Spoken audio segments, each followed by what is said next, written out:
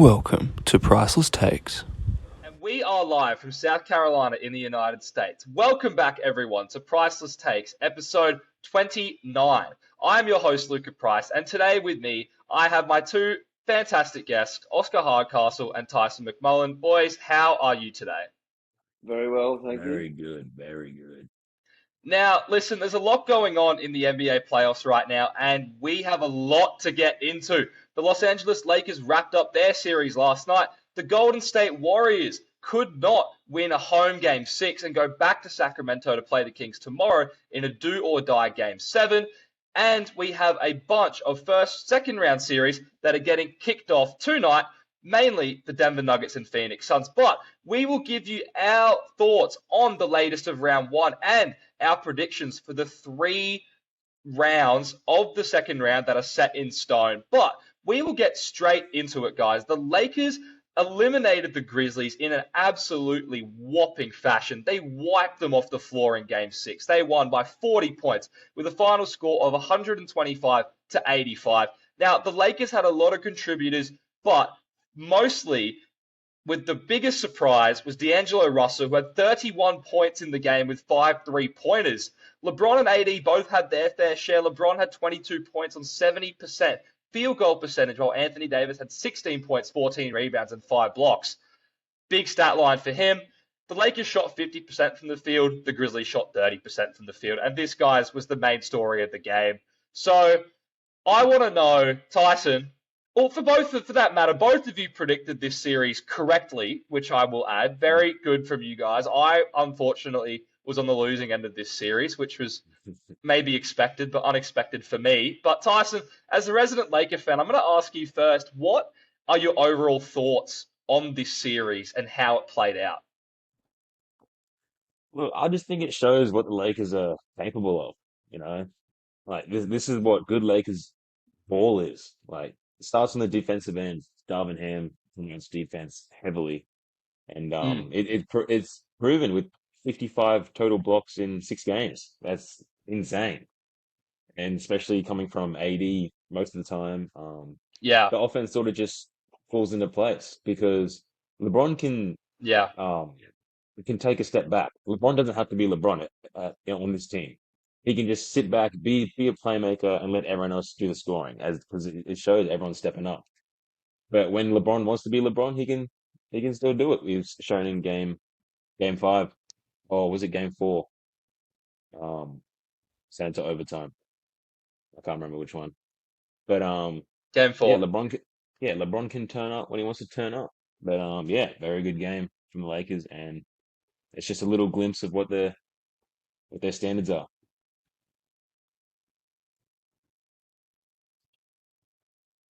Oh, I think it was a really good series from the Lakers. I don't think you give any credit to Darvin Ham. He might be one of the worst coaches in the league. Because what I saw when they lost, what was it? Game five? What was the last game? Second last game? Yep. When they lost game five. The rotations were horrific. They were pulling LeBron off at the wrong time. They they pulled AD off at the wrong time. In the third quarter. So I just think Darvin Ham's just a terrible, terrible coach. Well, he's But fixed it back up, obviously in game six. no, So, the Lakers played really well, and that's what you got to do.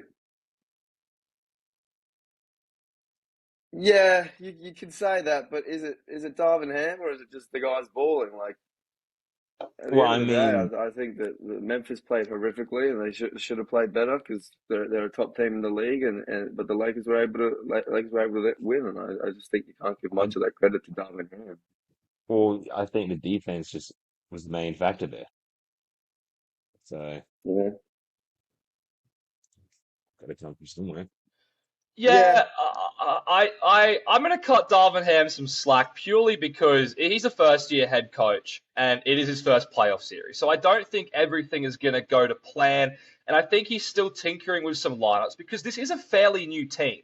Now, you would think, yeah, he needs to have it sorted out, but I feel like he was confident enough in the Lakers winning it in game six. I think what we saw in game five, I don't think it was really.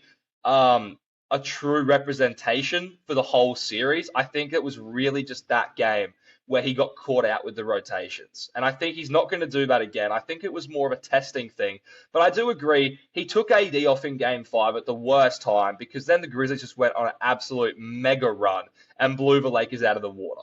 I don't think he's going to do that again. But in terms of the overall series, look, the Memphis Grizzlies, for the talk that they talk, they did not walk the walk. And that is apparent. We saw LeBron was spitting absolute bars on Twitter, on Instagram today. I'm not sure if you guys saw that, but he was calling the Grizzlies out. And as he should. I agree, Tyson, with what you said. I think the role players of the Lakers played a very key part for the whole series. Obviously, they had some up and down games, but you look at game 1, which winning game 1 on the road when you had Austin Reeves and Rui Hachimura show up for the Lakers, that's going to be really important moving forward, particularly the next two teams that they're going to verse, whether it be the Warriors or the Kings. They have much better depth than the Grizzlies, and they, I believe, both of them are much better probably matchups for the Lakers, especially I think the Kings. I think if I'm the Lakers, I really want to be playing the Warriors because the Kings gave the Lakers a lot of trouble in the regular season. Just the way they move up and down the court, their athleticism, they have size on both ends of the floor. But overall, Tyson, I think he hit the nail on the head perfectly. When LeBron needed to be LeBron, he was able to take the game over. And I just hope, again, that we'll be able to see that when, if the role players don't have it going, LeBron will be able to take over the game and show why he's still one of the best in the game. The only other thing that worries me is AD's inconsistency. And this was something we saw in the regular season. Now, to be credit to AD, 16, 14, and 5 is still is a monster game, particularly those 5 blocks. And he was a big reason last night. He didn't need to have 30 points, 20 rebounds for them to win because they blew them out of the water in the first half. So I think the Lakers, they knew they needed to get the job done, and I think they did it. The Grizzlies need to have a look in the mirror. Obviously, having their 2 centers out didn't help, but I still believe the Lakers would have won this series if those 2 centers played based off how the rest of the series went. Your thoughts, gents, before we move on? No, Yeah, uh, I think that I agree. I think that they're going to want to face the Warriors. I feel like they're going to, I think, maybe struggle a little bit against Sacramento just of how they're playing. But yeah, it was a great series, and I still think they're going to go to the conference finals and maybe finals. So I think they'll be right for the rest of the playoffs. Well, I agree. speaking of those Warriors and Kings, what a game 7 that it is lining up for. The Kings stunned the Warriors in game 6. They won 118-99, the largest ever defeat for the Warriors in an elimination game where they can advance. Sacramento, Malik Monk, and De'Aaron Fox combined for 54, while Stephen Clay only combined for 51. But Sacramento had 5 double-digit scorers in this game, while the Warriors only had 3, and that was Andrew Wiggins on 13 points. But it also took him 13 shots to get there. So the offensive production wasn't really there for the Warriors. They had 23 turnovers to the Kings 19. The Kings really beat them in every statistical category. So game 7, this is what it comes down to. We have the Warriors with all their championship experience. They are 18-0 in Western Conference playoff series under Steve Kerr. So every time they've been in the playoffs with Steve Kerr as their coach, they have not lost in the Western Conference. They've only lost in the NBA Finals, which is remarkable to think of, versus the Sacramento Kings, who this is their first playoff run in about just over 20 years. Completely opposite sides of the spectrum. So, Oscar, I'm going to ask you first, who do you think takes out Game 7 in Sacramento? Who do you think brings it home? I want it to be the Warriors at the end of the day, but the way they played last game, like, if you're going to get smokes like that, I don't know how they're going to win a game 7 in Sacramento. So I think Sacramento are going to be able to do it. I think if the Warriors do want to win, it's got to be, Steph Curry and Klay Thompson balling and doing Steph Curry and Klay Thompson things. So I want it to be the Warriors. I think it's going to be the Kings. Just they're playing such good basketball. I don't know. It's just really good looking basketball compared to what the Warriors are doing. The Warriors are just staying in the games with 3-pointers and hitting clutch shots just to stay in the game. So I think it's going to be the Kings, personally. Am, am I still T-Man, delayed? Am I still delayed? No, you're a good. little bit. I Oh, think a are little Okay, you? I'm bit. good. Okay. A little bit? No? You're good. Just speak. Okay. So I've got the Kings taking out closing out game seven. I think if for the Warriors to win the series, they would have had to win at home. And obviously their road record is not good. Too many close games against the Kings. I just don't think they're ready this year. I think it's just not their year anymore.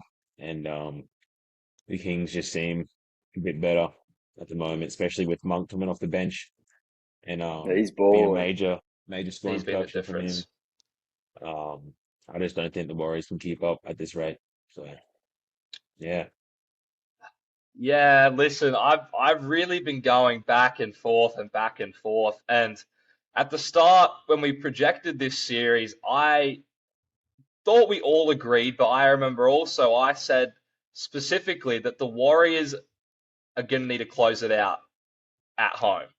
And I thought it was going to play out perfectly. I had them winning game five, coming back to San Francisco in game six, and they were going to win it there. It was all looking good. And then the Kings, Monk, and Fox just said no.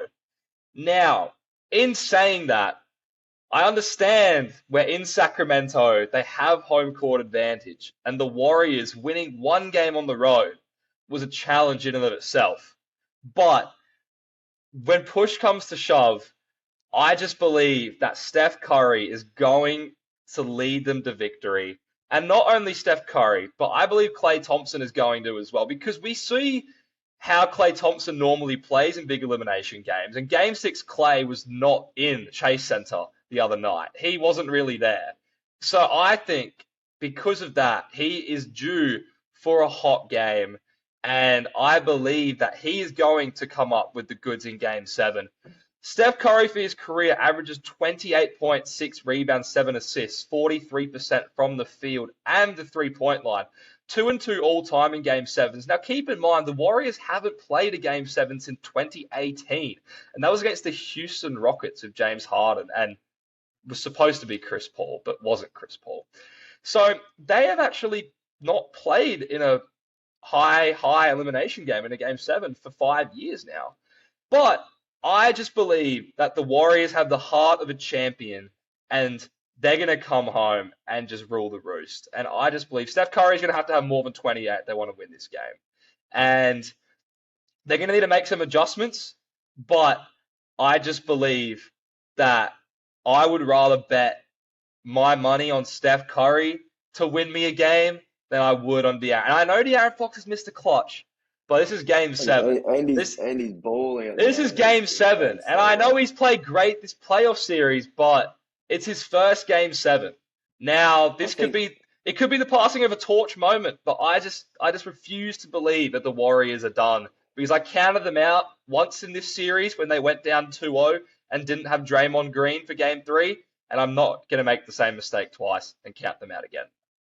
I think Draymond and Andrew Wiggins also are going to be massive factors. I think Draymond doing what he does, defending, is going to be a big factor, and Wiggins needs to score the ball when Steph Curry and Klay aren't on the court. So I reckon they're Mm. going to be two big factors. Yeah, I was looking at this I think it's some stat where like the Warriors have a much better record or more points when Poole comes off the bench and not in the starting lineup, something like that. Because I've been looking recently, and Poole's obviously in the lineup now, and he's not doing as well No. as you normally would.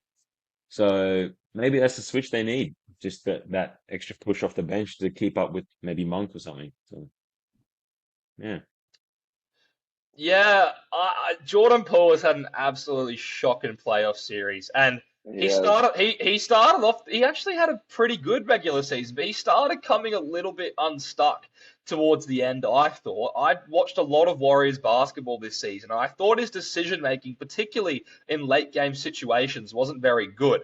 I think also Jordan Poole is a much better player when he has the ball in his hands. And I think it plays better to your point, Tyson, is when you're in a starting lineup with Steph Curry and Klay Thompson. And in a closing unit where Draymond Green is one of the primary ball handlers, I don't think Jordan Poole's game is to sit in the corner and be catch and shoot. He needs the ball in his hands to be effective. So I yeah. think him coming.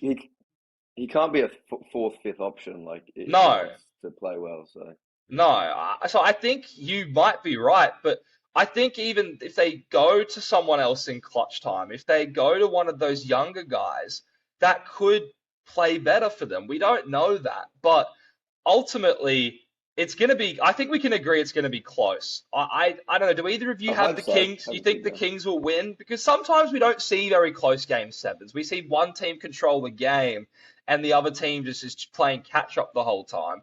But this series has been so close. I just find it hard to believe that's going to happen again.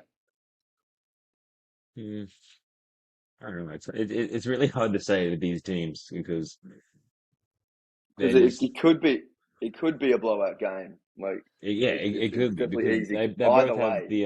Either way, it could be a blowout game. So they have the offensive like capability. Like both teams defensively are pretty average, but it could just be Warriors blowout or Monk for 40. I don't know. It could be anything. yeah, it's a hard game to call. It is a really hard game to That's call. why this series is Yeah, just tough. yeah. It is a very hard game to call. Tyson, before we move on, I know Oscar said that he thinks the Lakers would want to face the Warriors in the second round. Would you agree, being the Lakers fan, from a fan's perspective as well as an analyst perspective? What do you think the Lakers want in the second round out of these two teams? Who are they hoping for?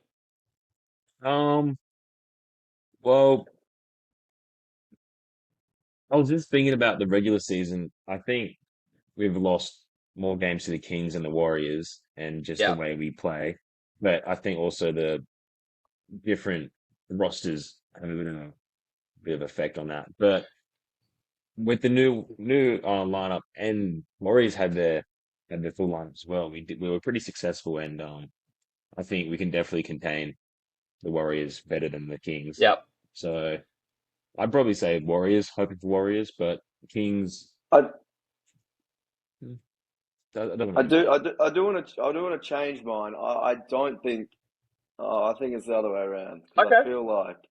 I feel like no team wants to see the Warriors in the playoffs because I don't know they do tend to turn it up, especially when they start getting closer and closer to the NBA finals. So I feel like they want to see the Kings just because they're so new and there's so much experience on that Lakers team that I think they will outclass the um the Kings. Well, I mean, the Kings team's pretty new as well, and they're sent it to a game seven. So, like, Yeah, I know, but it's like I feel like when Steph Curry starts getting those finals tingles, it's hard. It's really hard to contain the guy. So or I don't it's know. just PTSD from 2016 LeBron, like, Yeah, or that. Yeah, it could go Well, either way. or that's that.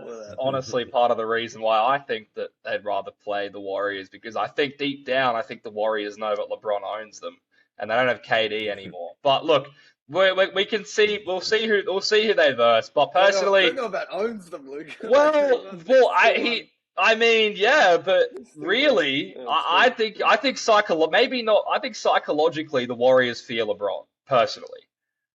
Maybe because I think most people feel LeBron. yeah, but I think it's a bit different. Normally we see people fear LeBron, in the playoffs because he's LeBron, and then they don't. A lot of other teams in the playoffs don't have the championship pedigree, but the Warriors do, right? But for a team like the They're Warriors who both have that different players, championship though. pedigree, look, they both present their own problems, but what we were saying before is the Lakers are 3-1 against the Warriors in this regular season. They're 1-3 against the Kings. So I think LeBron would know how to beat the Warriors. I don't think they would know, but I just think it's much harder with the Lakers being an older team. The Kings are so athletic and young. But We can debate that once we get into that series because we do have to move on because we have some predictions to do. Obviously, the Denver Nuggets and Phoenix Suns have kicked off game one in the second round of the Western Conference. So we're going to get into that playoff series first. Along with this, we're going to predict the Celtics and 76ers matchup and the New York Knicks and Miami Heat. But getting on to the 1 seed Denver Nuggets facing off against the 4 seed Phoenix Suns, this is one of the most intriguing second round matchups I think I've called in a long time because we've seen a team in the Phoenix Suns who, in my opinion, got quite lucky in the first round due to the Clippers' injuries, but also they're very new. They've only played just over 10 games together, whereas we look at Denver and they're a team who has been on the brink of a finals run, and they've been together for several years. We've seen Jokic win a back-to-back MVP. It could be 3-time MVP this year. I don't think so, but he's in the top three. He's in the running. They did face off in the 2022 playoffs, and this is where Phoenix swept Denver when Phoenix were the 1 seed in the Western Conference. So Phoenix and Chris Paul and Devin Booker know how to beat these Nuggets, albeit Jamal Murray was not a part of that series. But Tyson, I'm going to get your predictions first. Who do you think wins this series and why? And in how many games? Okay, so I had 7 game series, and I have the Phoenix Suns closing it out in 7 games. Reason why is I just like if you like look at last year, the Suns obviously sweeping the Nuggets, but no Jamal Murray.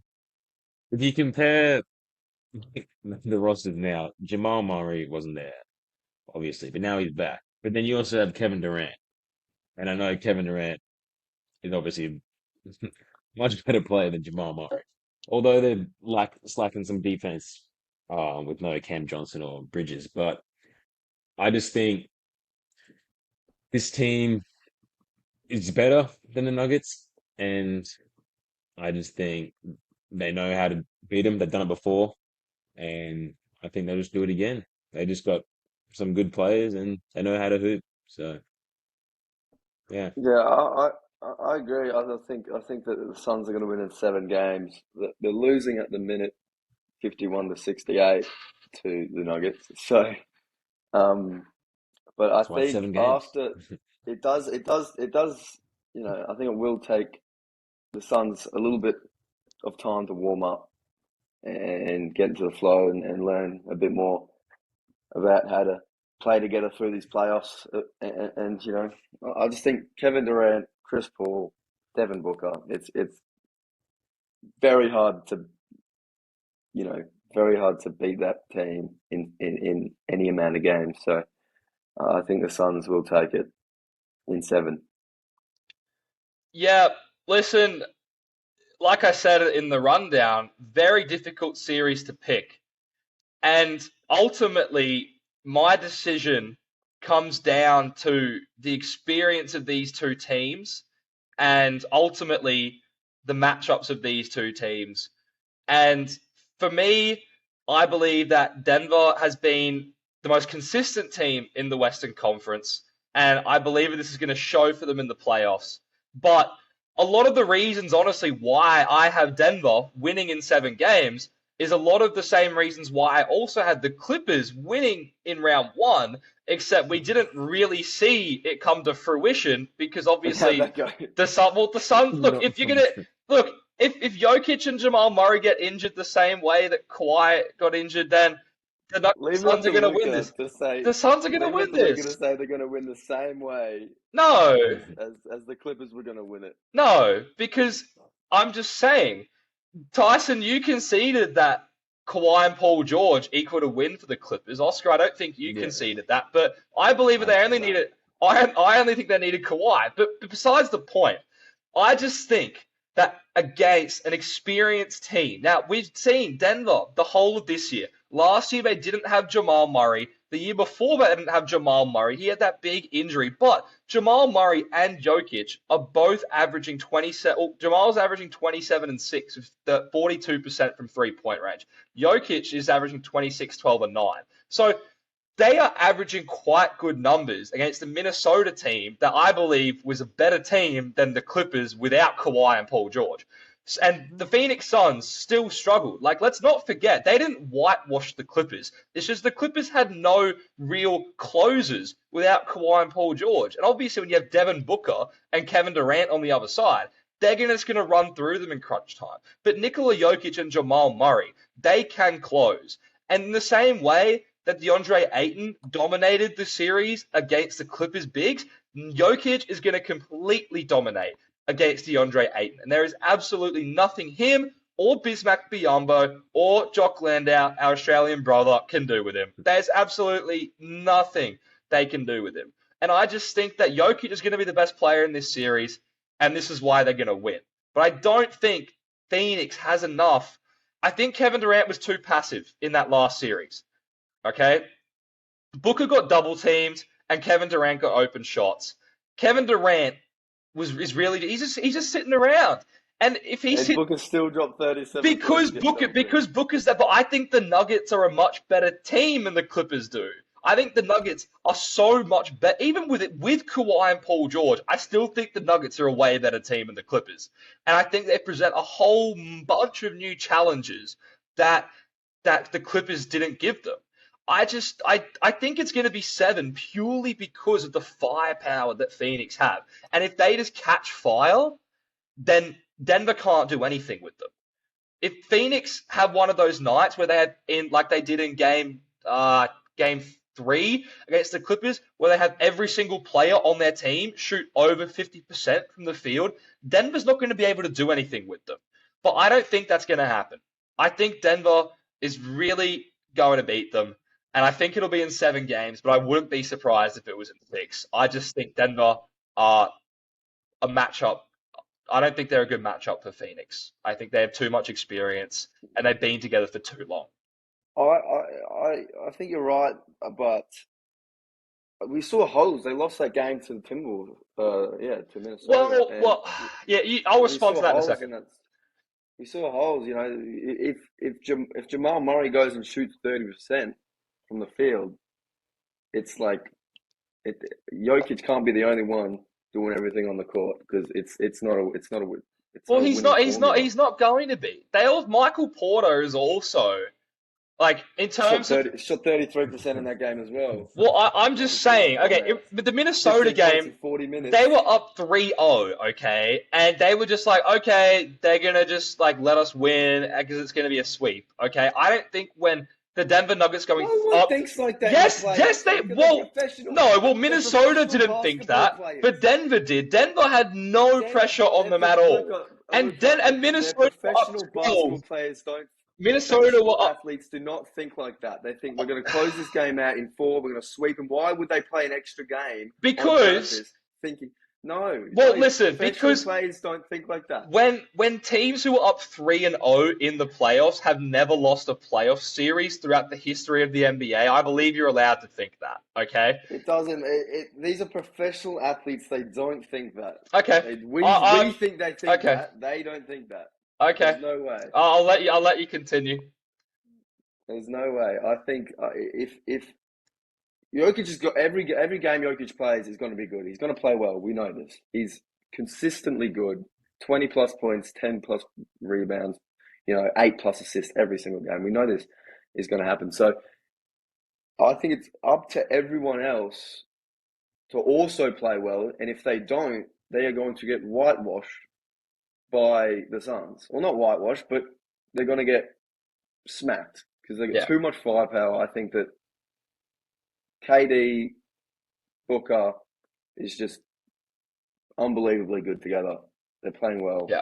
And they're shooting well. So, Tyson, your final words before we move on to the Celtics 76ers series. Kevin Durant. That's all I'm going to say. I'm gonna let him do all that. He's pretty good. He's pretty damn good. Pretty bloody good. Pretty damn good. Well, we will have to see.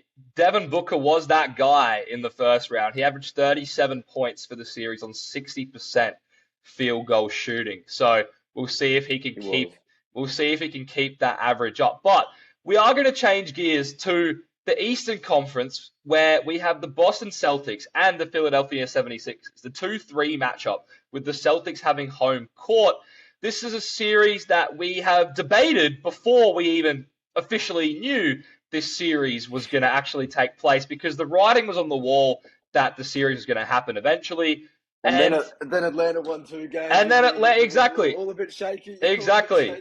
And then Atlanta won 2 games and extended the series. So there's a lot of elements in this series. The Celtics are 3-1 against Philadelphia this year, so most would think they have the upper hand. Joel Embiid suffered a LCL sprain in his knee during Game 3 of the Brooklyn Nets series in the first round. Did not play Game 4, but this didn't matter for the Sixers, who swept the Nets. He is doubtful for Game 1 tomorrow. The reports I have heard is that he did not practice in the team's most recent practice, which was today, but they will continue to monitor him.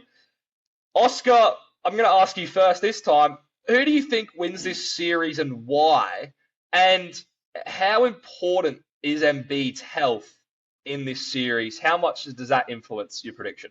I mean, obviously, his health's the biggest factor. Yeah.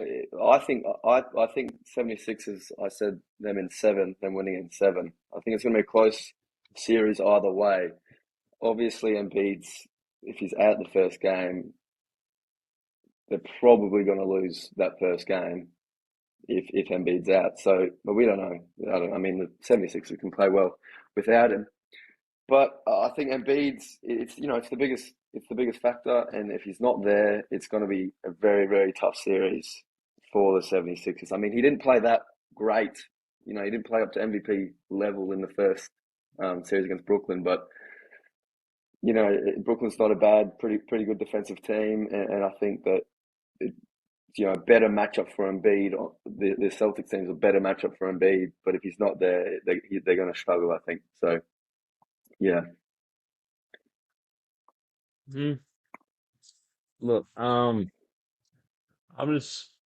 have Celtics in 7, and the main factor that dictates the series is the health of the 76ers, and we can already see Embiid's doubtful for Game 1.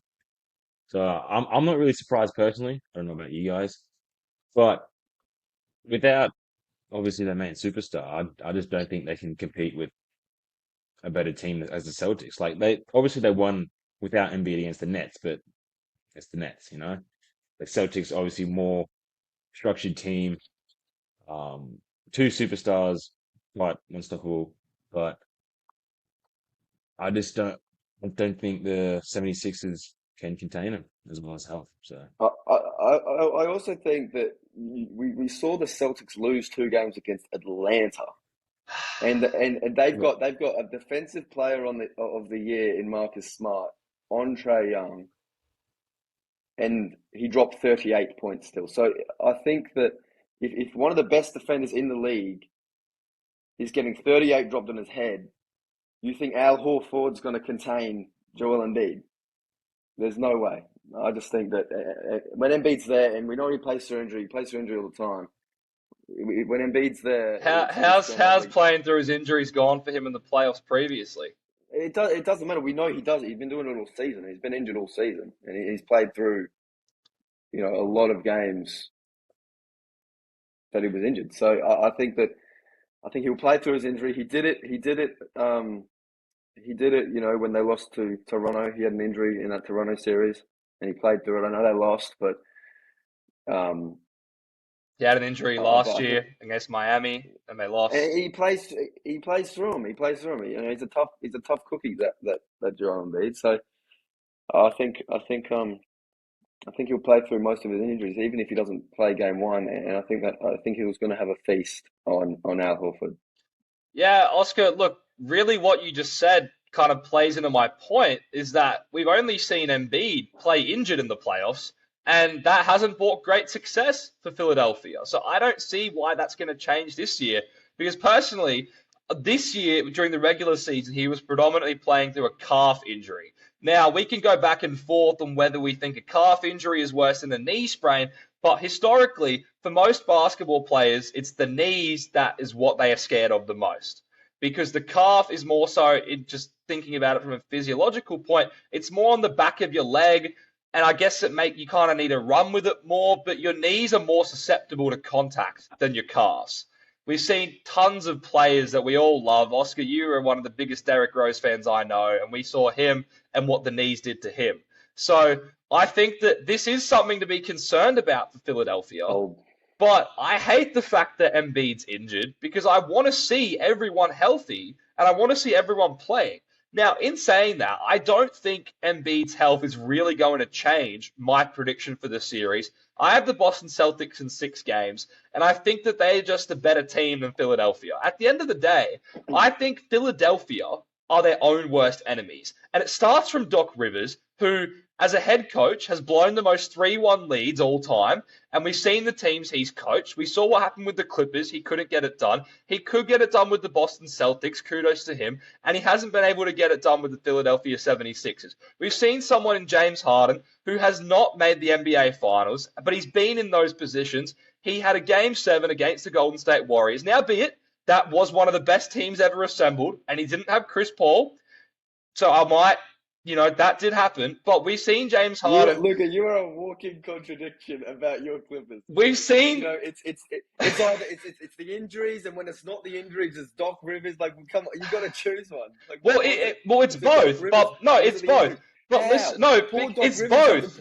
It's both because I believe that it starts from the coach. I believe it starts from the coach. Okay, when you look at the mentality of a team, it's not Doc Rivers that bum ass team's getting injured. It starts. But I'm just saying. I'm talking to the point of. I'm not saying about the injuries. I'm saying in terms of Philadelphia being their own worst enemies and coming short in the playoffs.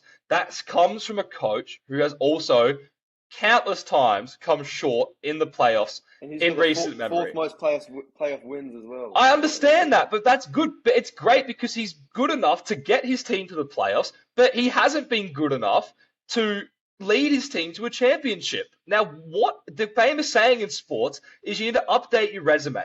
What have you done for me lately? Now, I've seen the Boston Celtics go to the NBA Finals lately, and I've seen the Philadelphia 76ers get bounced in the second round. So I just don't see, on paper, Oscar, I agree with you that Philadelphia is a better team. When you have James Harden, you have Joel Embiid, and now you add Tyrese Maxey and Tobias Harris to the mix, who both are 15, all of them are 15 plus per game scorers. Maxey can be a 20 plus per game scorer when he wants to be. But I just don't see it coming together for Philadelphia in this series. And I think having Embiid out is only going to play into the Celtics' hands. James Harden averaged 18 points and 7 assists against Miami last year. He's going to have to do a whole lot better than that if Philadelphia wants to win this series. Tobias Harris and Tyrese Maxey both averaged 20 points per game against Brooklyn. They're both going to have to do that. But like I said in the last episode, Maxey averages 10 points a game versus Celtics in the regular season. So they are going to need to perform better than they historically have. Embiid is 10 and 12 against Boston all time. So he doesn't have the upper hand. And that shows me that the Celtics know how to play him against him in a 7-game series. 36 points again. Well, look, I understand that, but the win-loss record speaks for itself. So it depends what you value more. Embiid's going to play, if he plays, which he'll play game 2 at least, and hopefully he stays healthy. If he plays, that's not the guy they're going to be able to stop. They've got to stop the rest of the team to win the game. I think that Embiid's going to play well no matter what, if he stays healthy. So, okay, I think it's a Jokic thing where we know Jokic is going to play well. It's guarding the rest of the team and keeping them to a low score. Yeah. A low score. Yeah, look, Tyson, sorry to cut you off, but we will have to move on to the last playoff series. We will definitely be debating this series in more depth, like we have in our previous episodes, because this is one of the best matchups in the second round, based off the star power, based off the previous matchups we've seen. But another great matchup in the second round, and a matchup I don't think many people expected. The 5 seed New York Knicks and the 8 seed Miami Heat face off tomorrow in Game 1 at the Garden. Now, the Knicks hold a 3-1 season record victory over the Miami Heat. There's a lot of factors. Julius Randle was questionable for Game 1 with an ankle injury that he re-aggravated in Game 5 against Cleveland. Tyler Hero, we know, is out for the Heat. We'll keep this one short and sweet, boys, because we can get into this a whole lot more. But, Tyson, I'll ask you first. Knicks or Heat, who wins this series and why? I have Knicks in 7. I just think at this rate, the Knicks have a better team than the Heat. Obviously, Heat don't have Tyler Hero, which is a shame because he's obviously a key player. But also the Heat, we've seen in the last series, they sort of fire up from momentum, especially and they take advantage of injured players. So if the Knicks have Julius Randle out, then the Heat could go on a run. But I think Julius Randle will still recover, and I think they can still get it done without Julius Randle. So that's why I got Knicks in 7. I got the Heat in 7. I've got a different perspective on this than T-Man. I think that we forgot about Jimmy Butler. Very disrespectfully, we all forgot about Jimmy Butler. I know Giannis was injured in those first 3 games, Yep. but he came back and he played well until the fourth quarter. Like you know the ball's going into Jimmy's hands. You know that they play well in the fourth quarter. It's not new news. They played well in the fourth. I think they've outscored them every fourth quarter in every game, except maybe one, which there was like 1 point in it. So I think that the Knicks, if you can beat, I said this before, if you can beat Milwaukee Bucks with Giannis, you can beat the New York Knicks. And I think Jimmy Butler's going to turn up, especially if he's under the pump. And the fourth quarter is going to be Miami's. And I think that it was disrespectful also that Giannis was saying that his season wasn't a failure. Of course it was a failure. You know, you're a championship team, and we forgot about Jimmy, and I think Milwaukee thought it was going to be a whitewash, and it wasn't. So yeah, that's my take. I think we all forgot about Jimmy, and he's going to ball out. He's going to average 40. We did forget about Jimmy, and I would have liked to have debated those playoff games between the Bucks and the Heat in a bit more depth, because while Jimmy was spectacular, I also thought at times the Bucks were their own worst enemies, particularly with turnovers, missed free throws, etc. But I'm not going to take away from Jimmy Butler, because especially in that Game 4 in Miami, that is probably one of the most spectacular games I've ever seen. 56 points, fourth all time in a playoff game was just insane. Even the Game 5, That too. crazy. That too. I just thought in the Game 5, Milwaukee were probably more of their own worst enemies in that game. It shouldn't have gone to overtime. They were up by so much, and they just allowed Miami to get back into the game. It was the biggest comeback ever in an elimination game in the fourth quarter. So, look, this series, it comes down to a lot of things. One of the biggest things I talked about when I did my individual episode, because you guys weren't available, I predicted the Knicks would win the first round. And I said it was because RJ Barrett is going to be the X factor. And from games 3 to 5, he was the X factor, and he played great. And that was one of the big reasons, without Julius Randle, that the Knicks were able to beat them. Not to mention, the defense of the Knicks is just hounding. And I believe that this Knicks team is made of the right stuff. They have absolute dogs on defense. They have Josh Hart, Mitchell Robinson to outplay both Evan Mobley, a defensive player of the year candidate, and Jarrett Allen. It's 2-on-1, and he outplayed both of them. I don't think the Knicks need I think they do need him, but I think that they can do it without him. Because when you look at the regular season matchups against the Heat, Brunson, Randle, and Barrett, they all averaged over 20 points per game against the Heat. So that shows me that RJ Barrett has something more to give. And I believe that Brunson and the way that he was able to control the pace of the game was also one of the biggest reasons New York beat Cleveland. But if you can shut down Donovan Mitchell for really an entire playoff series, I think you have a very good shot of also giving Jimmy Butler a hard task ahead. Because Donovan Mitchell, we've seen him go absolutely nuts in the playoffs. I'm not saying he's better than Jimmy Butler, but he is an elite scorer in the same way that Jimmy Butler is. But if Jimmy Butler keeps this three ball, if he keeps knocking down the three ball, we've seen him knock down the three. We know what he brings to the mid-range. He's one of the best mid-range players in the game. But it's the three ball that we've seen from Jimmy Butler that has elevated him in the playoffs so far. And if that keeps happening, then that could pose some different issues for them. Oscar, you're dying to say something. I do think also that we're forgetting. Yeah, he's an elite scorer. He's also an elite defender. Yeah. You know, we saw him drop 40 and 50 points, and everyone forgot that he was like defending for his life out there, and it was crazy defense. So I think we're forgetting about that. With all the scoring happening, we forget about Jimmy's defense. Well, it will be interesting because the Knicks held the Cavaliers to under 100 points in 4 out of the 5 games. Now, if as much as I like the Heat, I'd be worried about that because the Cavs have that firepower on offense, like I said. So the Knicks can do it. It wasn't they held them to the lowest 77 points, I think it was 78 points. They held them to the lowest score.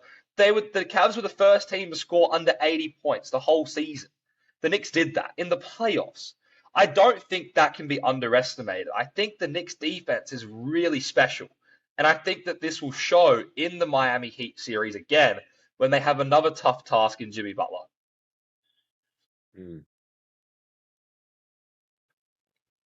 Yeah, I think it's going to be a close series, and I hope it is a close series because it'll be a fun series to watch. Yeah. I mean, you guys are jumping on this Knicks bandwagon. Well, hey, I'm not really jumping on because we were there. Tyson and I were there, okay?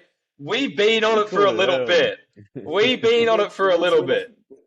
The Knicks win a few games and they all start to go crazy. Well, hey, if we said the Cavs were going to win in round 1, then, I feel like you'd have some merit to your argument. Tyson, I think, agrees with me that we both saw the Knicks coming in round 1, and I think we both know what they bring to the table. Yeah. The potential's all there. See a few New York Knicks TikToks. It's Spider-Man out there. And RJ Barrett gets hot. He's unstoppable. You got to remember who he is. All right.